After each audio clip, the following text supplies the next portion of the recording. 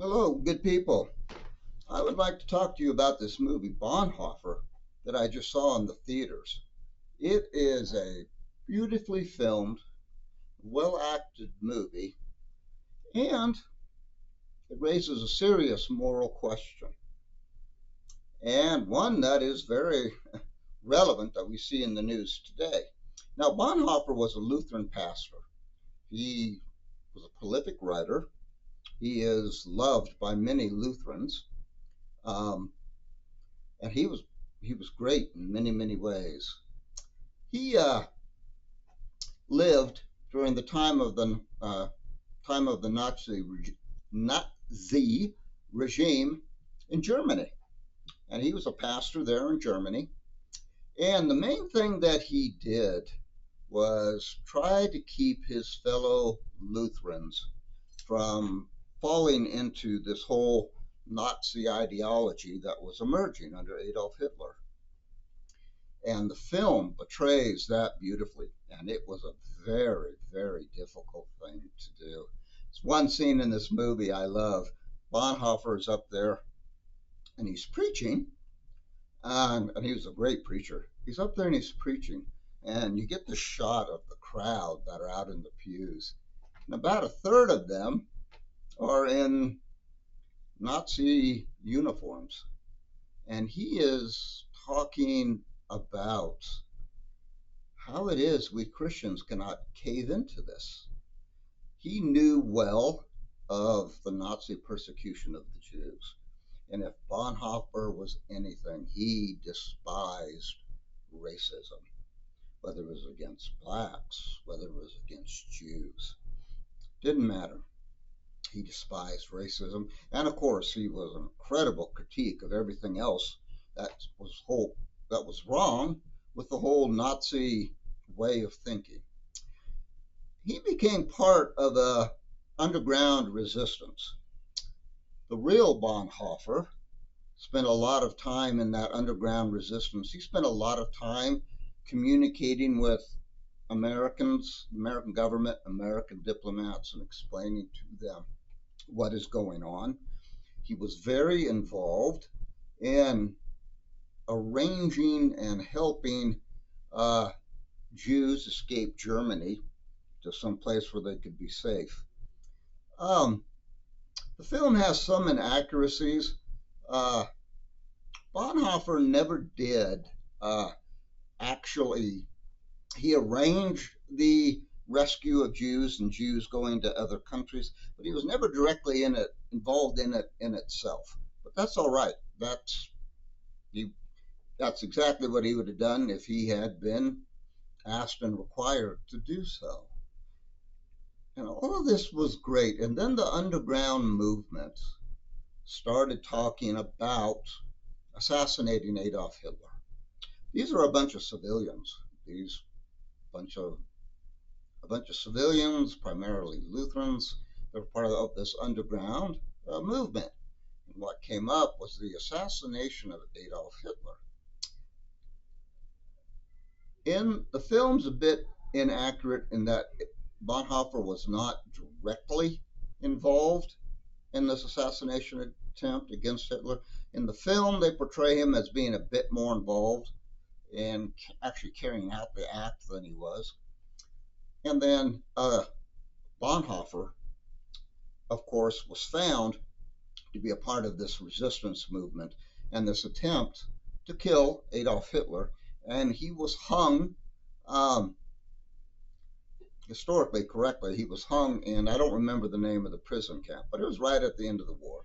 And he was hung for being a part of this attempt to kill Adolf Hitler. Um, Film inaccurately, and I don't know why they did this. Um, they have Bonhoeffer being hung at some school, bombed out school place. That was inaccurate as well.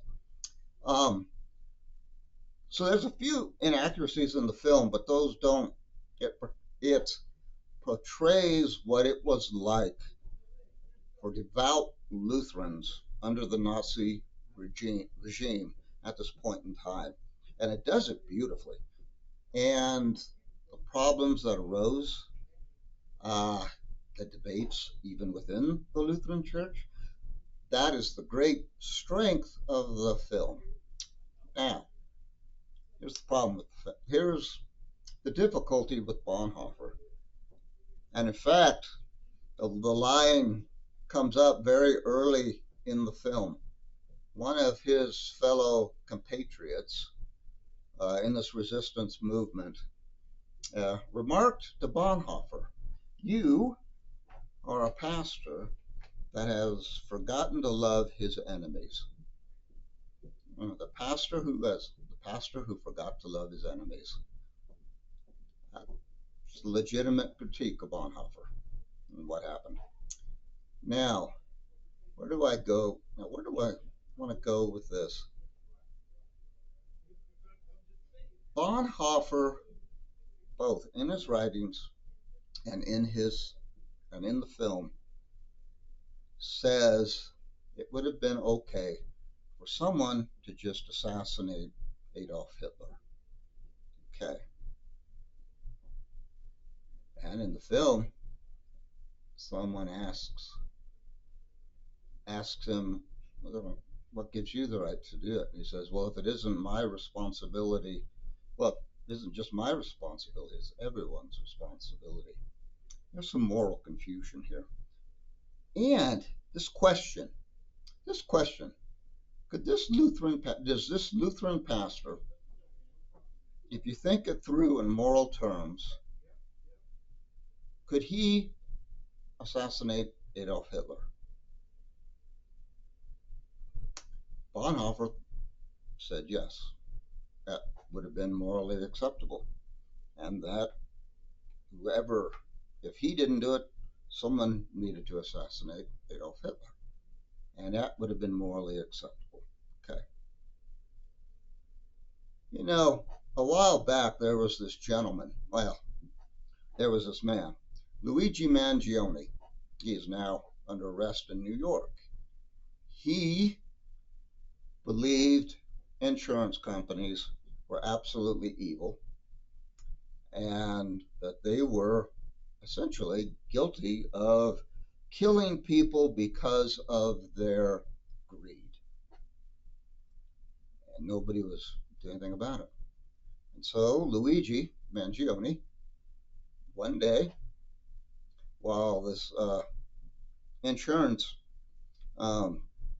executive was going to give a talk at a hotel in New York, Luigi waited for him, somehow knew when he was going to be there, and killed that executive. And a lot of people approved of what Luigi Mangione did. They thought some were calling him the next Robin Hood. And of course, others came out, no, there's no way. Oh, that's morally unacceptable. You don't use assassination like that to deal with these kinds of problems. Okay. Very similar situation to Bonhoeffer. Okay. Let's think this through.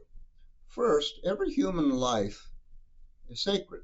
We may be grave sinners, but every human life is sacred, and the intentional killing of another person is intrinsically evil, unless it's, of course, legitimate self-defense.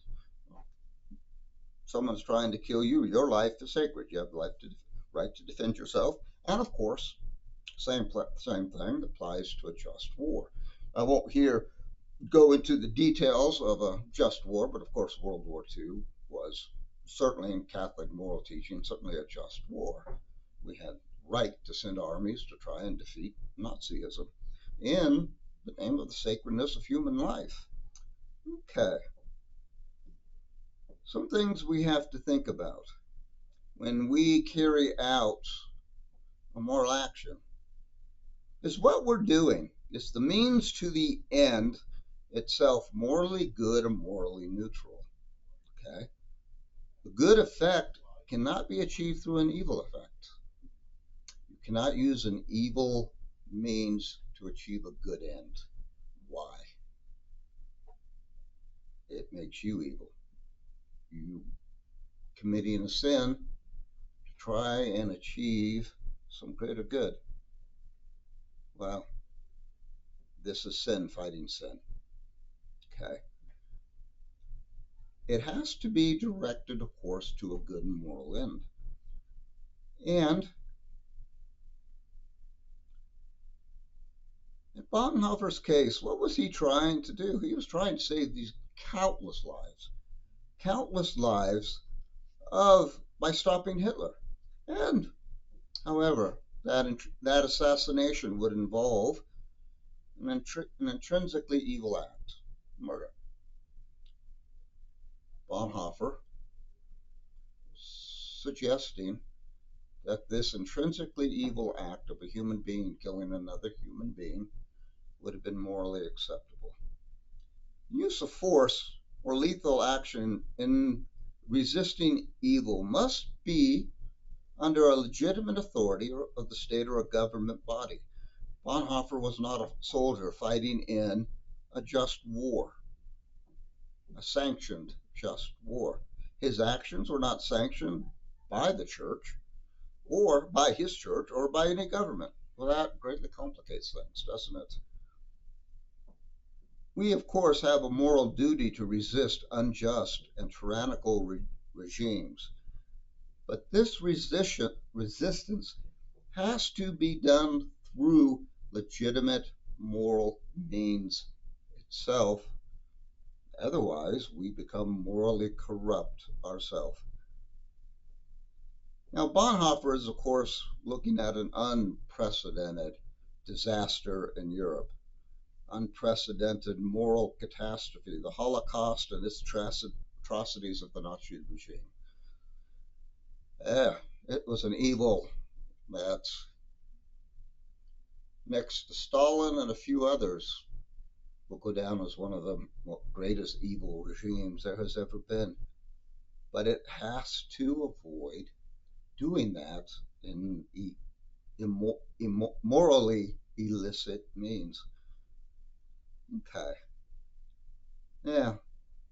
Bonhoeffer's intention to save innocent lives was a great noble act, of course. But the direct acting, but his or an individual's unsanctioned individual, non-soldier direct act of killing Hitler would not have met a number of things that are required in order to fight the evil of Hitler and his regime and his ideology. One, assassination is an inherently evil act. It makes you evil. That, and not understanding that, it's a mistake Bonhoeffer made. Up in New York, it's a mistake Luigi Mangione made, assuming he's even right in his claims about this particular insurance company or insurance companies as a whole. It cannot be justified even by a noble end.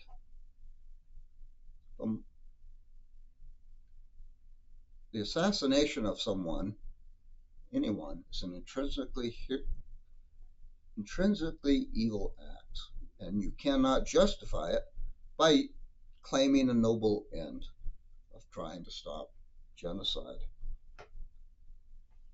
Now, from a Catholic moral perspective, Bonhoeffer's intention to oppose Hitler's evil regime and save lives is certainly laudable. That is certainly laudable. And he did it in many, many morally acceptable ways, except for that one thing. He says it himself in his writings. It would have been morally justified for me if I ever had the chance to assassinate Hitler. No, afraid not. That makes you a murderer. Yeah, we fight Hitler. We fight the Nazi regime, but we have to do it in morally acceptable means. Okay, and that assassination, that means of doing it, would not have been morally permissible. We must resist evil, but we also have to do it in accordance with the sanctity of human life and the sanctity of moral law. Yeah, there's a real tension there. But we as Christians trying to grow in our holiness can never use morally illicit means to achieve a good end. Risk the salvation of your own soul. Luigi Mangione made the same mistake. I say for a moment, let's say he was right about insurance companies. That doesn't give him the right to assassinate the man because it's a morally illicit means of dealing with that problem. There are lots of other ways for Luigi Mangione to have dealt with this problem. He could have spoke out. There's a million ways nowadays you can write, you can make YouTube videos. In fact, the man was even inspired by a book written by someone else about some of the practices of these insurance companies. Luigi had many morally acceptable ways to fight evil insurance companies. If that is true, and certainly they do some. We've all dealt with health insurance companies. Yeah. And health care is a difficult thing to provide in many, many ways. Bonhoffer, same mistake. Many, many ways for Bonhoffer to resist Hitler and his Nazi regime, and he did. To a great extent, he kept the Lutheran Church from fully caving into Hitler. He was a prolific, great writer. And those were the means he had. He could use that resistance movement to continue to find out information and give it to legitimate authorities. He had many ways.